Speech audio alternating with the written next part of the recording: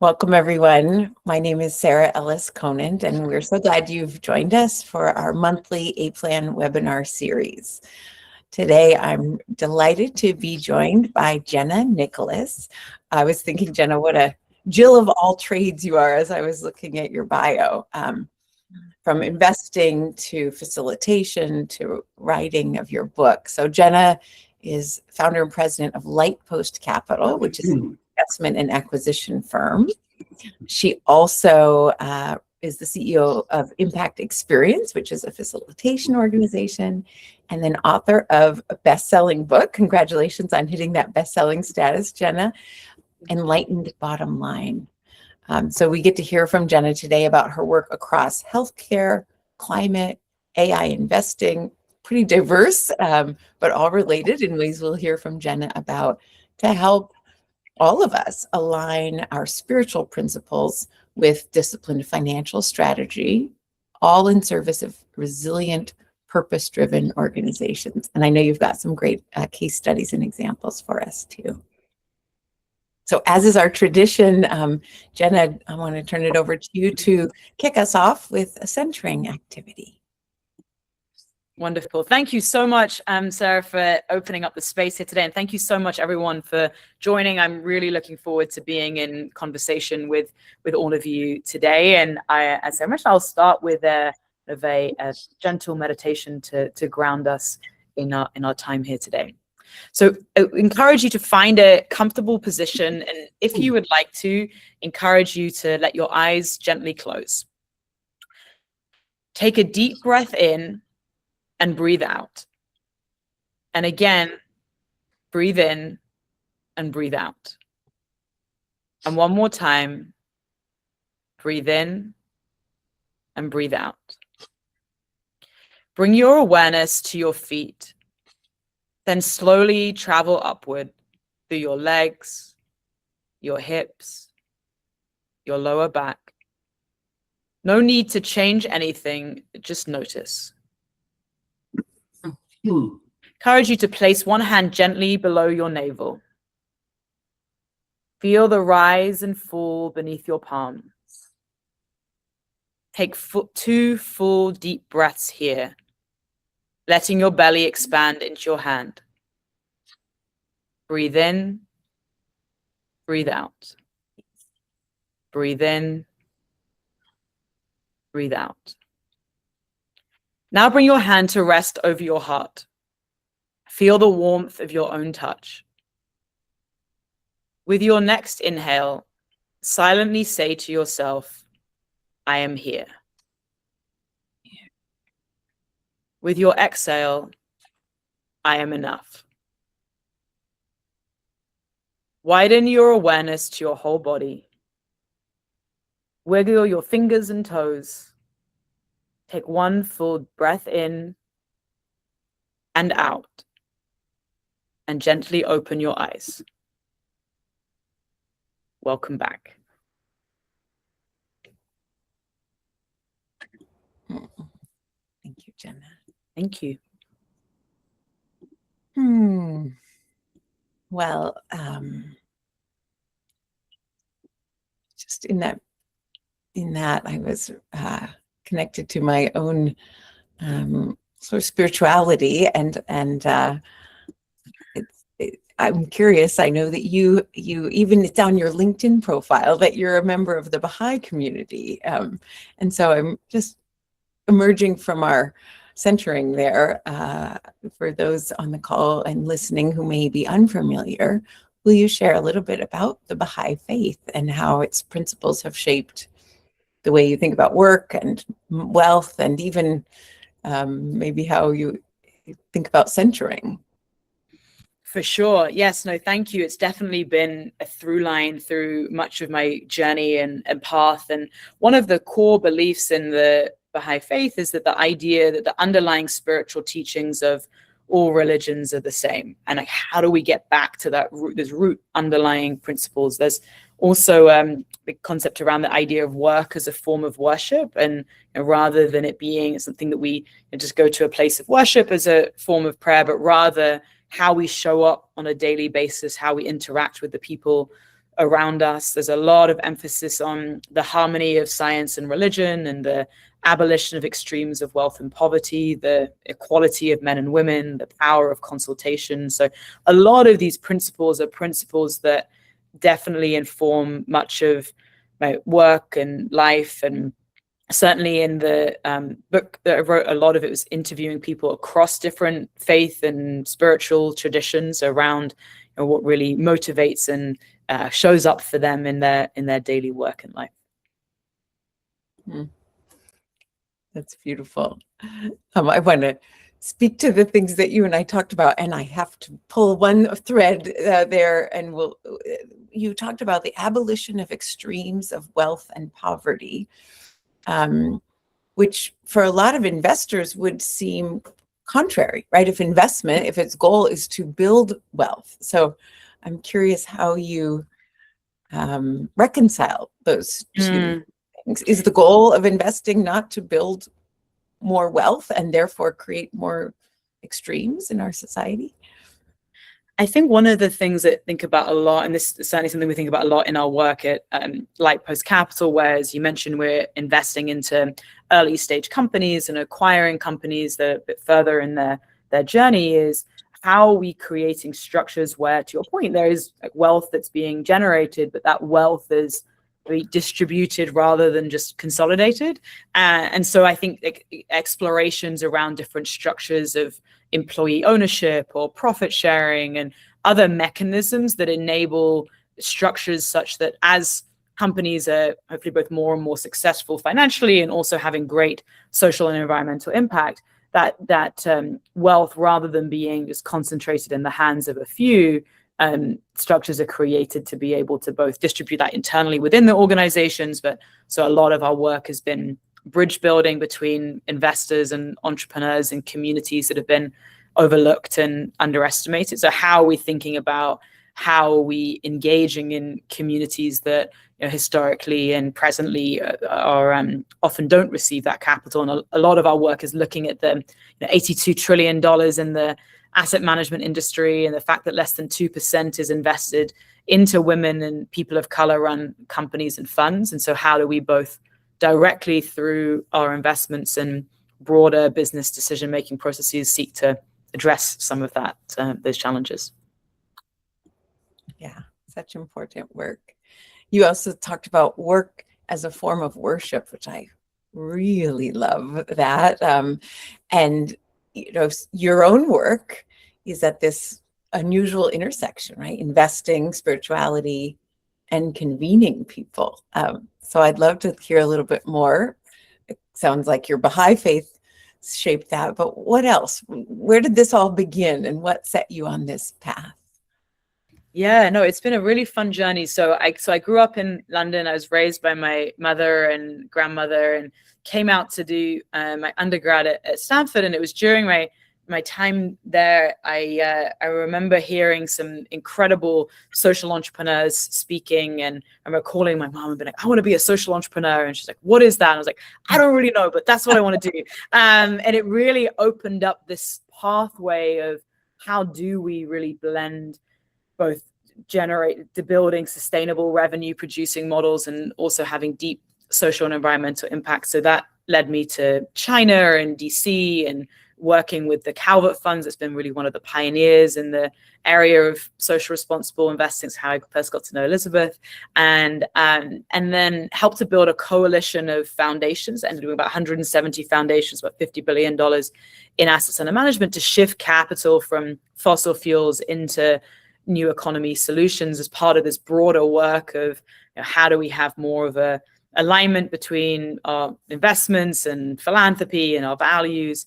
And that really, you know, helped if I went back to Stanford for business school, and then started this organization Impact Experience, where we do a lot of the bridge building work between investors and entrepreneurs and artists in places like Montgomery, Alabama, and New Orleans and Southern West Virginia, and worked with a family office, and now lead LightPost Capital, and investing in companies like a company called Everty AI that's started by an incredible entrepreneur called Dr. Larry Brilliant, who was part of the team that helped to eradicate smallpox and led Google.org for a while, and They've created a company where it basically creates digital twins of people to have more personalized medicine. And so companies that are really at this forefront of addressing some of the greatest challenges of our time, and building strong businesses along the side of that.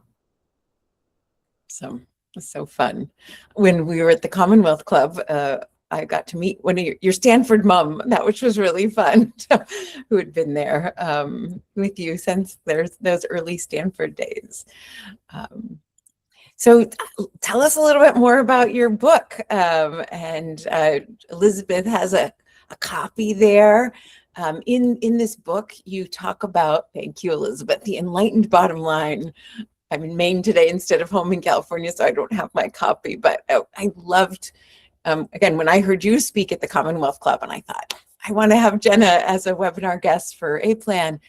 You talked about this HEAL framework it's an acronym for hope, empathy, abundance, and legacy. So will you walk us through each of these, and how did you pick these 4 to focus on?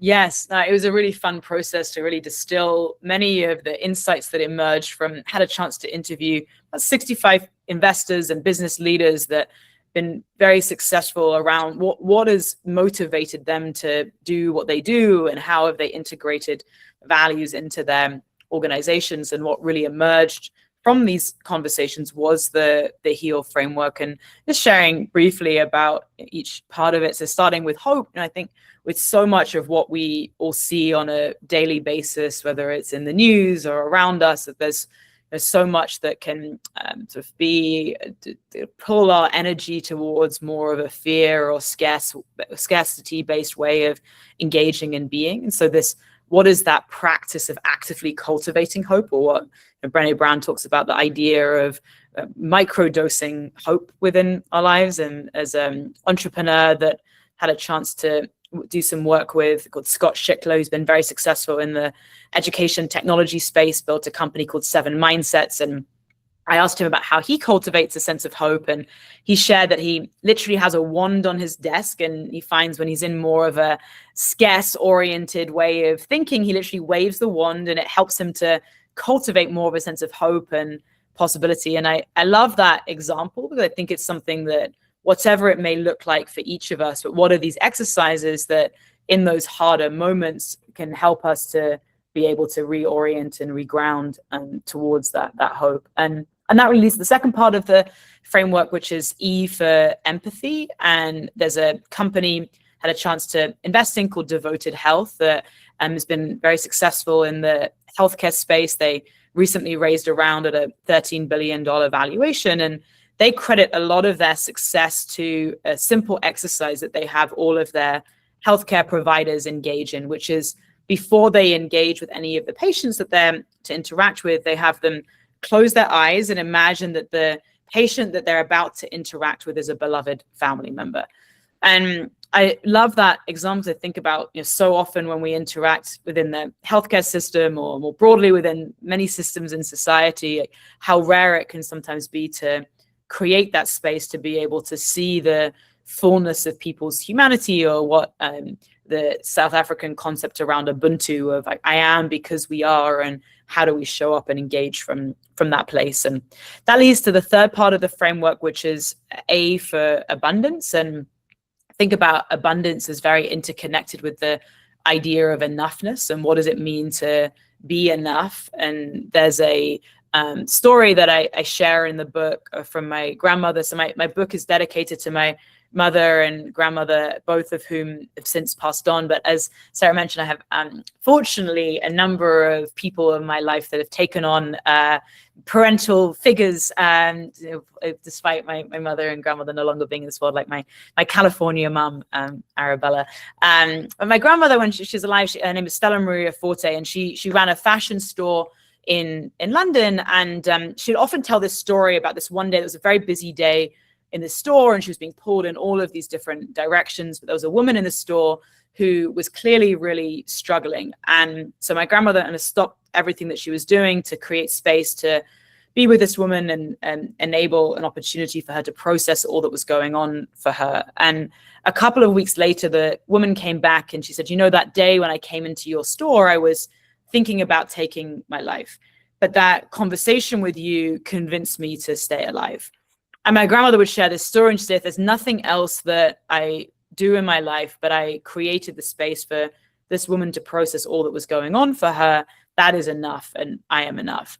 And I really love that story because I think, you know, with sometimes when we're having these types of conversations, it can feel like very overwhelming of how do we think about all of these elements and what does it look like and how do we integrate it into our lives. And so often it can be these, you know, small ways that we show up to the people around us that can really make all the difference. And that really leads to the last part of the framework, which is L for legacy. And so I mentioned the event we had at the Commonwealth Club. Was, you know, fortunate to be in conversation there with Wayne Silby, who started the Calvert Funds and wrote the foreword of the book and has been a mentor and collaborator for many years. And he has an incredible story as it relates to legacy of when he was first starting Calvert in the late 1970s. They initially started it as a money market fund and they were doing very well financially. And he went to a retreat, and at the retreat, they had them reflect on what would it say on your tombstone. And his reflection was, it would say, the man that made 2% more than the next man. And his thought was, this isn't really the legacy that I want to leave. And so he went back to his colleagues and it's like, we need to make this socially responsible. And it's now a $45 billion firm and really been a pioneer in the area of social responsible investing. But it really came from this moment of reflecting on questions of legacy and then integrating it into organizational structures from there. And so that's really, I can often come back to this HEAL framework. There are, the end of each chapter in the book, a series of questions to kind of reflect on around what does it look like to integrate some of these concepts into our work and life. So appreciate the question. That's really beautiful, Jenna. And I love how, you know, your story about empathy and devoted health has elements of abundance and legacy in it. And your story about your grandmother and abundance being, you know, helping save someone's life through kindness and presence, again, has empathy and legacy. So I see how interwoven each of these are as well. Yeah. I love that reflection. Totally. I think that each can reinforce the other, and the more that we deepen and around one, I think it helps to provide insights that help to inform the actualization of the others. So yeah, I appreciate that insight. Yeah. Okay, so let's talk about HEAL in action. And that's really what you've done with your company, LightPost Capital. And you mentioned before, you know, investing in early stage companies. So tell us more about how LightPost Capital came to be, and how, you know, how does this theory manifest in practical terms? Yeah, so what's been really exciting around our work with LightPost Capital is very much being a living laboratory for the exploration of many of the concepts that we're talking about today. So creating the space as we're engaging with both the entrepreneurs that we invest in and work with, as well as with our investors, of creating the space to have these types of conversations. And one of the things that's been really exciting to me, both directly through the work with LightPost, but also in the interviews with the book and conversations like this, is that one of the lines that I hear so often is people will say something to the extent of, I don't really feel like I can talk about it, but, and then we'll share just how important these deeper elements of life are to them, whether it is, you know, spirituality or transformational moments that had in their lives that have shaped why they do what they do. And so certainly a big part of with LightPost is how do we normalize these types of conversations and look at questions like, what is the trace that we're seeking to leave, and how does that then inform the decisions that we make within companies and as a result of that. So it's been really exciting. You know, we do a lot of work, I mentioned, around like Evity AI, but companies that are really at the intersection of climate and healthcare and AI, and looking to integrate some of these elements into their decision-making processes. And I remember I too was in the early days of socially responsible investing with Calvert, and I started my career at RSF Social Finance. And there was a lot of data then that the financial returns were actually better as well. How are you thinking about that? I'm not very, my finger is not on the pulse of that community the way that yours is. What's the sort of latest thinking about, is it balancing financial returns and social returns? How do you think about return on investment in the context of LightPost? Yeah, I think that's such an important one. And one of the things that really try to emphasize in the book, and I think certainly some of the examples I shared today, and certainly how it informs our decision-making processes at LightPost, is really highlighting those examples of where there is this collinearity between financial returns and social and environmental impacts. I think sometimes there can be this notion of it has to be a trade-off, and it's like, are we optimizing for financial returns or social and environmental impact? And actually that there being an increasing number of companies that show that actually by being clear around the articulation of what is the social and environmental impact that a company is seeking to leave, that it can actually help to generate greater financial returns as a result of that. And there's another company that think about that we invested in called Isuzu that supports people on the pathway towards home ownership, and they recently raised around a $1.2 billion valuation, and they have what they call an Isuzu credo, which is they've really taken the time to articulate what are their key values and how does that then inform how they make decisions of how they engage with their customers and how they onboard people and what do they do with customer data. And I think that companies that have actually taken that time to articulate values and sort of see the effect that that then has on how they make decisions, both internally and externally, that you really do see that an increasing number of examples of both the generation of strong financial returns and that deep social and environmental impact as well. Yes. An example recently that you already mentioned, but it made it so clear for me when I thought about Devoted Health, again, healthcare and health insurance company for elderly folks. And if I think about, well, what would I want from my grandmother or my parents as they age? A place where they're just sort of a number, or a place where literally there's a written core value of love? And think about, how would you treat this person if they were your own family member, and do that? Of course, that's where I would want the care to be provided. So, and of course, then dollars will flow towards that kind of care. Exactly. I'm going to now open this up to you all, the participants, and give you a moment to think about your questions for Jenna. And you can just like Tracy did, there's a bar along the bottom of your screen with a little hand. And Tracy, please go ahead. Thank you. I'm kind of feeling a little shy about coming into this too, because I don't quite have the question form, but I was recently doing a webinar kind of like this, but less purpose-based, with a PE company that I'm working with. And talking about big outlook topics, AI, climate change, geopolitical risk. And I was so struck by how confident they were that capital markets would solve the problem. That, hey, if data centers suck up too much water, capital is going to flow there, it'll be fine. And I just wonder if you have a perspective on how powerful capital markets are to solve the big problems, and to the extent that they're not purpose-driven actors, what do you see as kind of the counterbalances to that way of thinking, that capital is going to solve everything?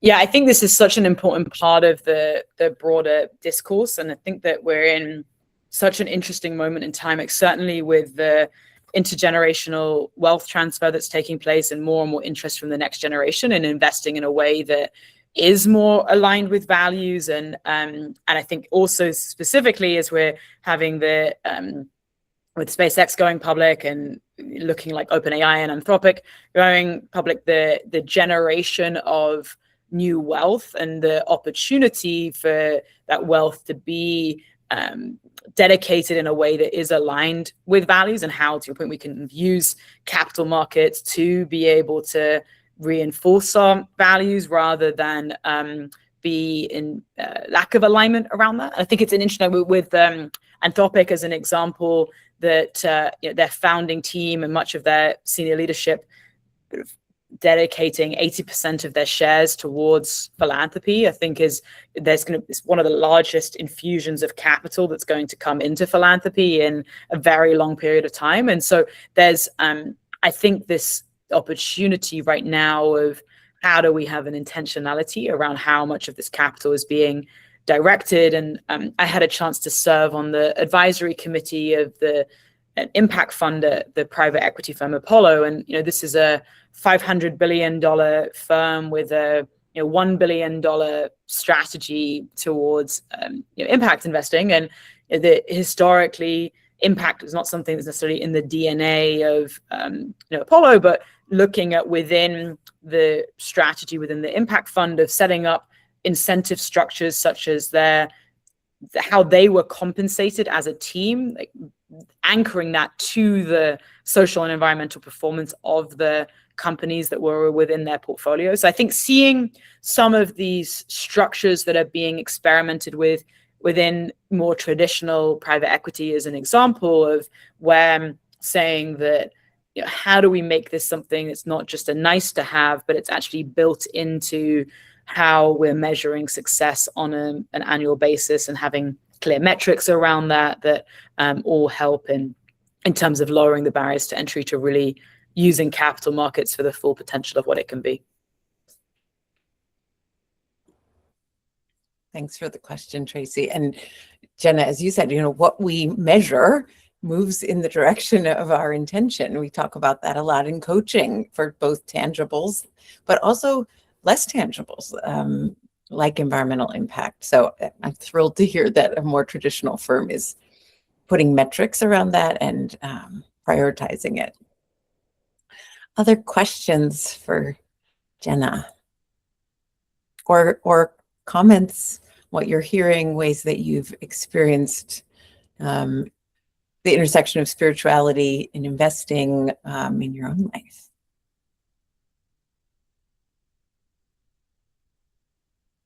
Eliane, yeah, go ahead. Yes, thank you, Sarah. Jenna, such a pleasure to listen to you. And I'm curious about what you're noticing of your public for the book.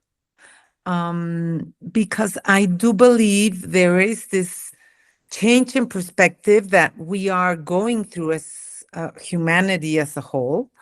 And we're kind of trying to push or bring to this new consciousness a lot of people that have power and influence, especially in the financial world.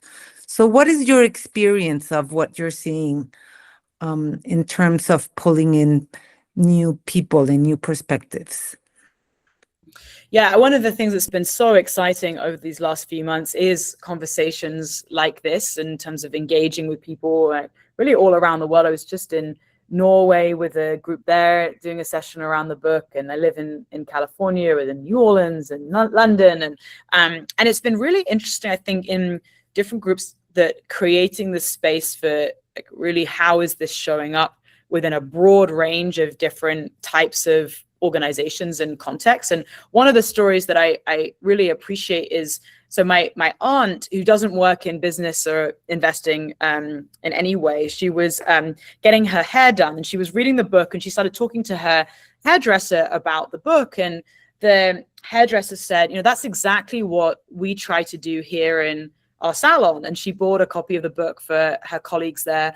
And I love that example, because I think that, so often we can think about some of these concepts as only being relevant in large organizations that have large financial resources to be able to even think about some of these things, but actually it being something that can be relevant no matter what the size of an organization is or what role one plays within an organization. So that's been something that's been really encouraging to see in many of the conversations that they're engaging in. Thank you. Thank you. I have another question for you, Eliane, and others, if you have them, just, raise your virtual hand and I'll call on you when Jenna's completed answering this question. My question for you, Jenna, is, you've created lots of success and we've gotten to hear about the wins and the amazing companies you've worked with. I'd also love to hear about times in this career journey that have been harder for you and more challenging. And that's often where we as coaches get brought in to help and support. And what have been the resources, the tools, the things that have helped you through those harder times? Because I think that can often then be something of service to those listening that can support them through challenges they're working with in their career journey, whether it's, in investing and spirituality or a completely different field. I think it's such an important one, and for sure there's these constant ups and downs around the integration of so many of these ideas that we've been talking about. And I think definitely like one of the more challenging moments, I referenced my mother and grandmother, but certainly like the passing of both of them was a very challenging experience for me. Like so much of, I think, my sense of identity and place in this world was as a kind of daughter and granddaughter, and the constant advice and guidance and input that received from both of them. And I think that one of the things that led to that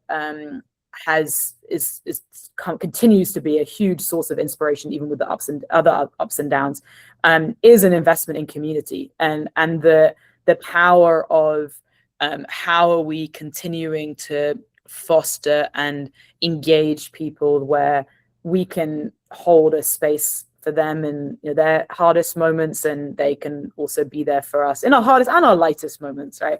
And I think so. Certainly, coaching is a huge part of that, but also just like deep friendships. And I do really feel like so blessed right now to have people in my life that can kind of engage around these really thorny topics. And a lot of when the rubber hits the road around the actualization of so many of these principles. I try to do different forms of exercise pretty regularly, but I had this yoga class last weekend, and the teacher kept saying in the class, remember that yoga is a practice. And it really resonated around the implications for so much of what we're talking about here. Like, how do we remember that what we're trying to do is a practice? And there's a line in the Baha'i writings that says, to strive, to persevere is to achieve ultimate and complete victory. And I love that re-emphasis around the journey rather than always that end destination. I think it can be so easy, certainly within investing in business, very outcome oriented, but how are we also engaging along the way of that journey, and what is the role of joy and laughter and play as part of that unfolding along the path as well. Beautiful. Yes, and the importance of persisting through those times, knowing that there will be another bend in the road, and but it can be so hard when we're in the bottom of a trough to know that change is coming. Elizabeth, thank you again for introducing Jenna to me and to our A-Plan community. I'm so happy to have this gathering today. Hello, everyone. I wanted to invite stepping back into a big picture. Jenna, you and Wayne and Sarah, many others have been working at this for some time now and weaving together maybe some of what's coming next. So my question is, if you were putting on your futurist hat, what might that look like in the future?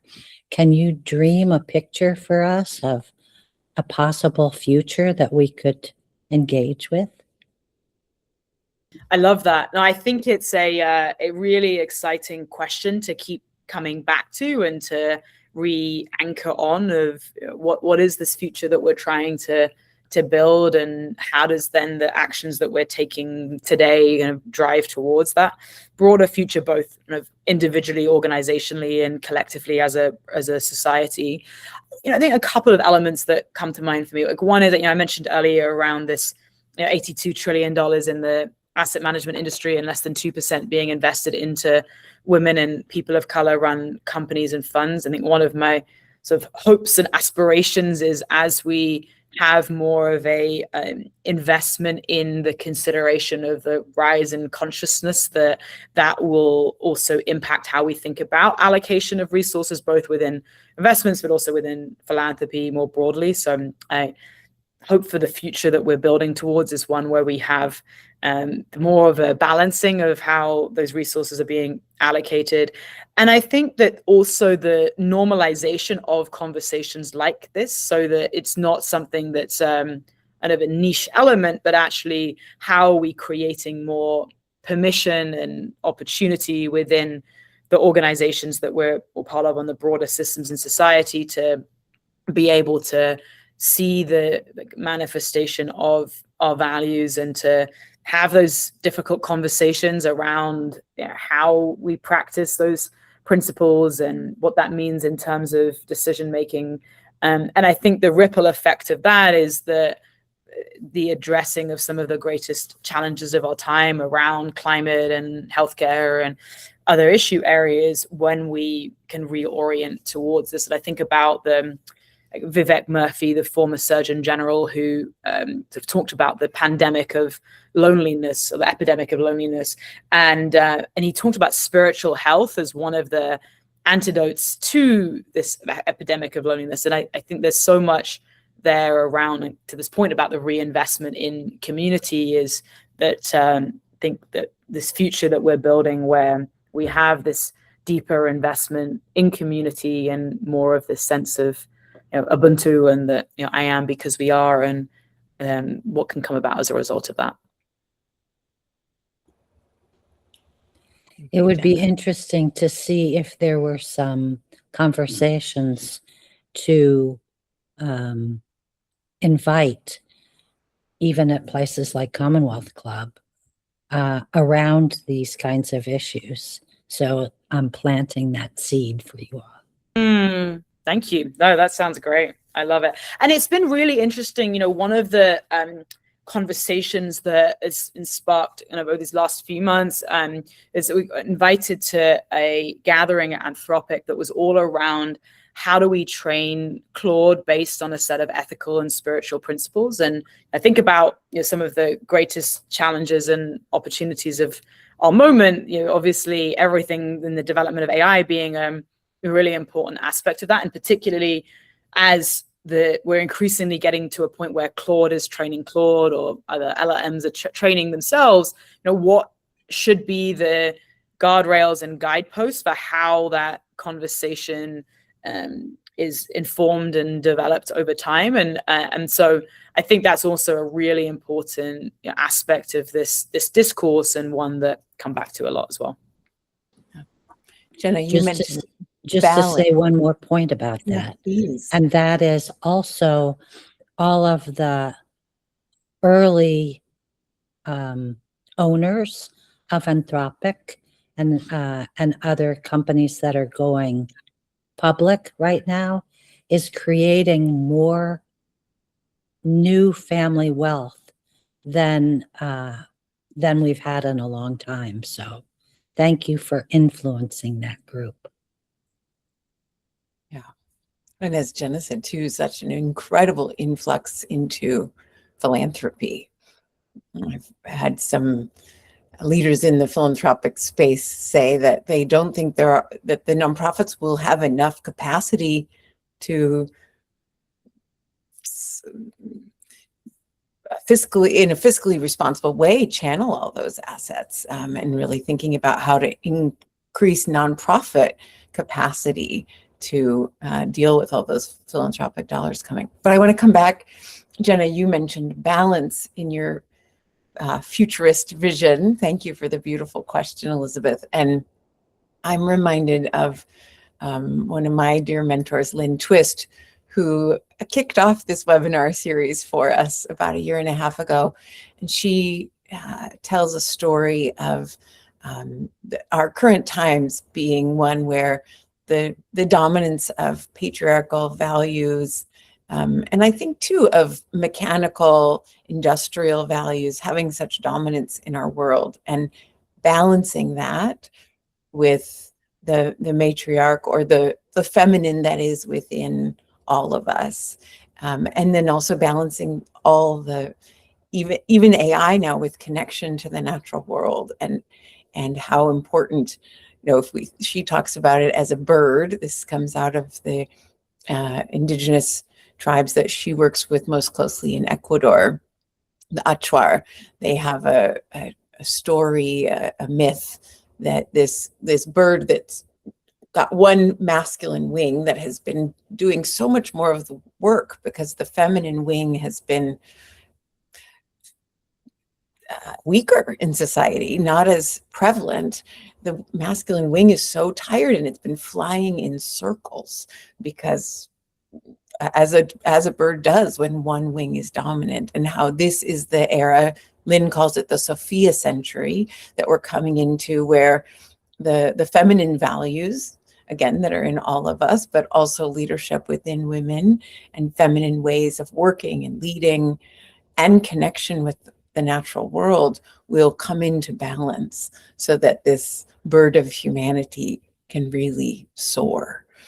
And so, Elizabeth, when I put on my futurist hat, that's what I see is this balance of masculine and feminine, the balance of the natural world, and connecting. Imagine if we spent as much time in connection with the natural world as we do in connection with our screens and our computers and our mechanical and industrial tools. So I wanted to offer that as well. Jenna, I want to hear, how can people be in touch with you? How can we get a copy of the book? I'm going to put a link in the chat to a page in your website that will allow that. But for people who want to stay connected to your work, how can they do that? Yes, no, thank you for the question. I do want to, well, let me answer that directly, and then really want to share a reflection on Lynn Twist as well, who's been a dear friend and mentor too.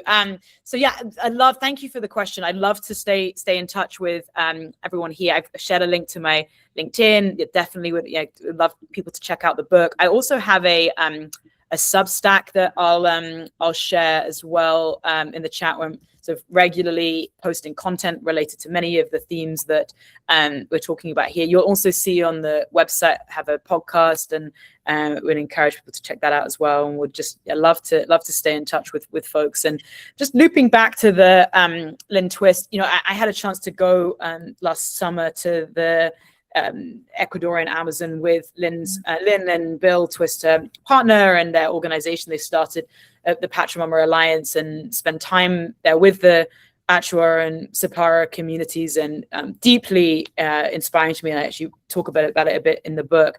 But a couple of reflections I feel like are sort of pertinent to our conversation today. One is, as many of you may know, there's a concept in Indigenous communities around 7 generations thinking, and this idea that as we're making decisions, how do we consider the legacy that we're inheriting from 7 generations in the past, and what is the impact that we're seeking to leave for 7 generations into the future, and how can that kind of guide the decisions that we make as a result of that? Thank you. I just realized I sent you the broader link to LinkedIn, not my personal link. So thank you for that. So LinkedIn in general is probably not going to help you too much. Thank you. That's very helpful.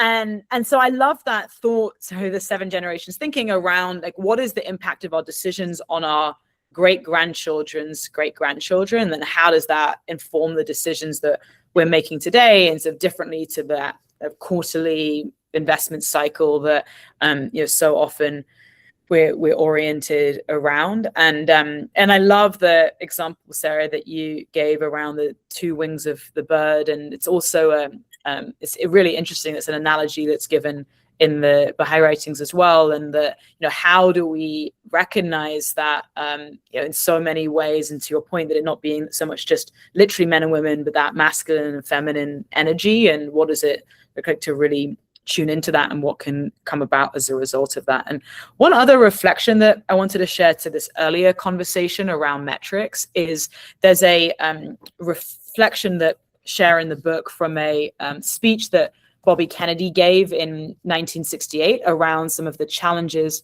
around gross national product. And I wanted to share it because I think it's a really important one as we think about what are we really trying to build, and what might be the systems that we can be thinking about, or the metrics that we can be coming back to. And while I was at business school at Stanford, I had a chance to lead a trip to Bhutan that was focused on the business of happiness. And in Bhutan, rather than using gross national product as a metric for success, they focus on gross national happiness, and they have, they call them spiritual consultants, but people who are focused on within organizations, whether it's in education or healthcare or the political system, how are we really integrating gross national happiness into the ethos of those organizations. But this speech from Bobby Kennedy in 1968, in talking about gross national product, he said, "It does not include the beauty of our poetry or the strength of our marriages, the intelligence of our public debate or the integrity of our public officials. It measures neither our wit nor our courage, neither our wisdom nor our learning, neither our compassion nor our devotion to our country. It measures everything, in short, except that which makes life worthwhile."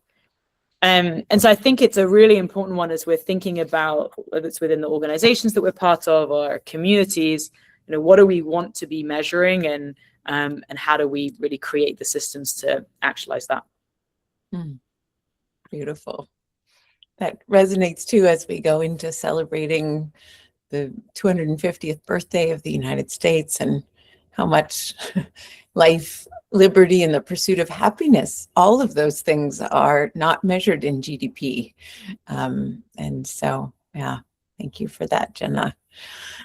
Thank you all for joining us today. It's really a treat to have your thoughts, your commentary, your dialogues as part of this. And yeah, we're just very grateful, Jenna, to you for bringing your wisdom, your storytelling. You are a wonderful storyteller.